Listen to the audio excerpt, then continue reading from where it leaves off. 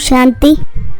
ಮಾಯಾಜೀತರಾಗಲು ತಪ್ಪು ಮಾಡುವುದನ್ನು ಬಿಡಿ. ದುಃಖವನ್ನು ಕೊಡುವುದು ಮತ್ತು ದುಃಖವನ್ನು ತೆಗೆದುಕೊಳ್ಳುವುದು ಇದು ಬಹಳ ದೊಡ್ಡ ತಪ್ಪಾಗಿದೆ. ಇದನ್ನು ನೀವು ಮಕ್ಕಳು ಮಾಡಬಾರದು.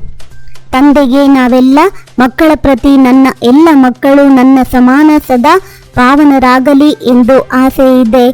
ತಂದೆ ಮಕ್ಕಳನ್ನು ಕಪ್ಪಾಗಿದ್ದವರನ್ನು ಸುಂದರರನ್ನಾಗಿ ಮಾಡಲು ಬಂದಿದ್ದಾರೆ.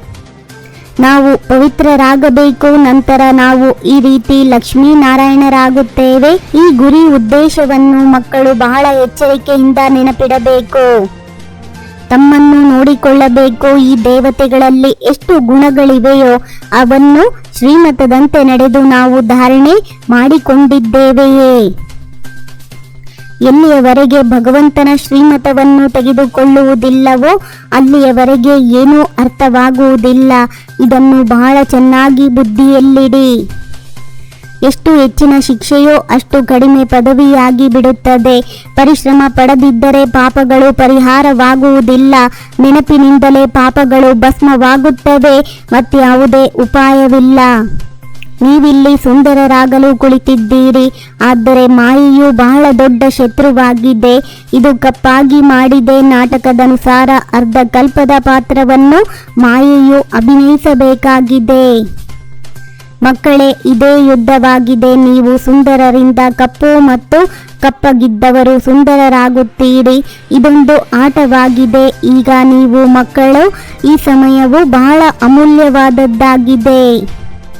ಯಾರು ಪೂರ್ಣ 84 ಜನ್ಮಗಳನ್ನು ತೆಗೆದುಕೊಂಡಿರುವರೋ ಅವರ ಜನ್ಮವು ಭಾರತದಲ್ಲಿಯೇ ಆಗುತ್ತದೆ. ಅಂದರೆ ಭಾರತದಲ್ಲಿ ಎಲ್ಲರೂ 84 ಜನ್ಮಗಳನ್ನೇ ತೆಗೆದುಕೊಳ್ಳುವವರಿದ್ದಾರೆಂದಲ್ಲ. ಒಂದು ವೇಳೆ ನಿಮ್ಮ ಸಂಗಾತಿಯು ನಿಮಗೆ ಸಹಯೋಗ ಕೊಡುವುದಿಲ್ಲವೆಂದರೆ ನೀವು ನಿಮ್ಮ ಪುರುಷಾರ್ಥ ಮಾಡಿ. ಸಮಾನ ಪುರುಷಾರ್ಥ ಮಾಡಿದಾಗ ಮಾತ್ರ ಜೋಡಿಯಾಗಲು ಸಾಧ್ಯ. ಮಕ್ಕಳೇ, ನಾಮರೂಪದಲ್ಲಿ ಸಿಕ್ಕಿಕೊಳ್ಳಬೇಡಿ. ಮೋಹಿತರಾಗಬೇಡಿ. ನನ್ನಲ್ಲಿ ಮೋಹಿತರಾಗಿ ನಾನು ನಿರಾಕಾರನಾಗಿದ್ದೇನೆ. ನಿಮ್ಮನ್ನು ನನ್ನ ಸಮಾನರನ್ನಾಗಿ ಮಾಡಿಕೊಳ್ಳುತ್ತೇನೆ. ನಿಮ್ಮ ಬಳಿ ಬ್ಯಾಡ್ಜ್ ಇದೆ. ಇದರ ಬಗ್ಗೆ ತಿಳಿಸುವುದು ಬಹಳ ಸಹಜ. ಇವರು ತ್ರಿಮೂರ್ತಿಗಳಾಗಿದ್ದಾರೆ. ಬ್ರಹ್ಮರವರ ಮೂಲಕ ಸ್ಥಾಪನೆ. ಆದರೆ ಬ್ರಹ್ಮನಂತೂ ಮಾಡುವುದಿಲ್ಲ. ವಿದ್ಯಾಭ್ಯಾಸದ ಗುರಿಯು ಬಹಳ ಉನ್ನತವಾಗಿದೆ. ತಂದೆಯು ಓದಿಸುವುದಕ್ಕೆ ಬರುತ್ತಾರೆ. ಜ್ಞಾನವಂತೂ ತಂದೆಯಲ್ಲಿಯೇ ಇದೆ. ಆದರೆ ಅವರು ಯಾರಿಂದಲೂ ಓದಿಲ್ಲ. ನಾವು ಆತ್ಮಿಕ ಯೋಧರು, ಯೋಗ ಬಲದವರು ಎಂದು ಕೆಲವರು ಮರೆತು ಹೋಗುತ್ತಾರೆ. ನಾವು ಮಾಯೆಯೊಂದಿಗೆ ಯುದ್ಧ ಮಾಡುವವರಾಗಿದ್ದೇವೆ. ಈಗ ರಾಜಧಾನಿಯು ಸ್ಥಾಪನೆಯಾಗುತ್ತಿದೆ. ಎಷ್ಟು ತಂದೆಯನ್ನು ನೆನಪು ಮಾಡುತ್ತೇವೋ ಅಷ್ಟು ವಿಜಯಿಗಳಾಗುತ್ತೇವೆ. ಬ್ರಹ್ಮ ಇವರ ಮೂಲಕ ತಂದೆಯು ನಮ್ಮನ್ನು ಇಂತಹ ದೇವತೆಗಳನ್ನಾಗಿ ಮಾಡುತ್ತಾರೆ. ಅನೇಕರಿಗೆ ವೈಕುಂಠದ ಸಾಕ್ಷಾತ್ಕಾರವಾಗುತ್ತದೆ. ಇದೆಲ್ಲವೂ ಬೇಗ ಬೇಗ ನಡೆಯುತ್ತದೆ. ಜ್ಞಾನ ಮಾರ್ಗದಲ್ಲಿ ಎಲ್ಲವೂ ಸತ್ಯವಾಗಿದೆ. ಈ ರೀತಿ ವಿನಾಶವಾಗುವುದೆಂದು ನೀವು ನೋಡುತ್ತೀರಿ.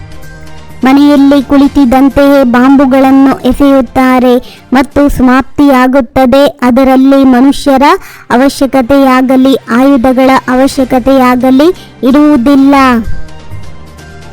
ಈಗಲೇ ಪುರುಷಾರ್ಥ ಮಾಡಿ ತಂದೆಗೆ ಪೂರ್ಣ ಬಲಿಯಾರಿಯಾಗಬೇಕು. ದೈವಿ ಗುಣಗಳನ್ನು ಧಾರಣೆ ಮಾಡಬೇಕು. ಯಾವುದೇ ಪ್ರಕಾರದ ತಪ್ಪು ಮಾಡಬಾರದು.